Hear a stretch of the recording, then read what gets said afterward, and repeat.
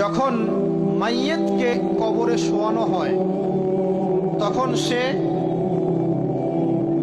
তাকে দাফন করে যাওয়া ব্যক্তিদের হাঁটার খসখস আওয়াজ শুনতে পায়।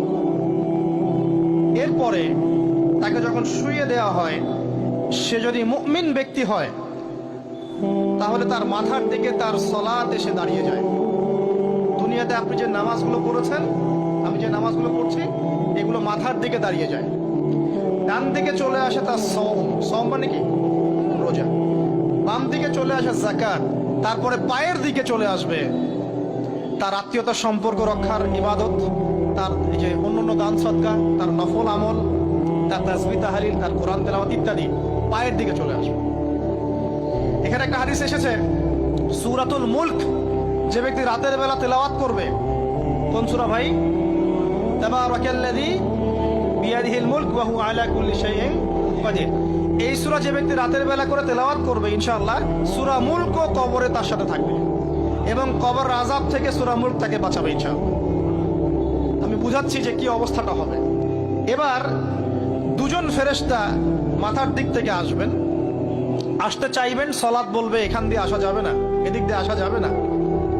ডান দিক দিয়ে আসতে চাইবেন, এদিক দিয়ে আসা যাবে না। বাম দিক দিয়ে আসতে চাইবেন, যাকাত বলবে এদিক দিয়ে আসা যাবে না। পায়ের দিক দিয়ে আসতে চাইবেন, আমলগুলো বলবে এদিক দিয়ে আসা যাবে না। তারপরেও তারা আসবেন, চোখগুলো হবে নীল এবং কালো বর্ণের, নীলাপ চোখের, কালো। মুনকার নাকি? উঠে বসিয়ে দেওয়া হবে। এবার তিনটা প্রশ্ন। প্রথমে প্রশ্ন হচ্ছে কি, মান রব্বুক, তোমার রবকে? তখন মুমিন বান্দা বুক ফুলিয়ে বলবে রব্বি আল্লাহ, আমার রবকে আল্লাহ।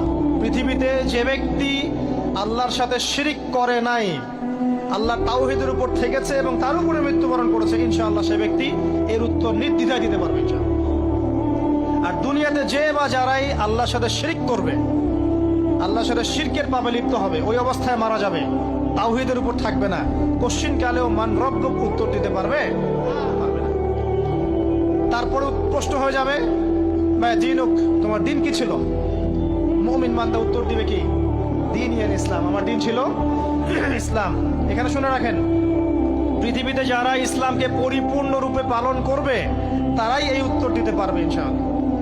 যারা ইসলামকে ঠাট্টা বিদ্রুপের, হাসি তামাশার পাত্র বানিয়েছে, মন চাইলে কিছু করি, মন চাইলে কিছু করি না, সহজগুলো একটু আমল করি, বাকি কিছুর আমল ধারি না, হ্যাঁ, নামাজ পড়ি, সুদ ছাড়তে পারি না, ঠিক আছে, বছর বছর ওমরা করি, এদিকে ঘুষ দুর্নীতি ছাড়তে পারি না, ইসলামকে ঠাট্টা তামাশার পাত্র বানিয়েছে, এরা কোশ্চিনকালে উত্তর দিতে পারবে না মা দীনুক।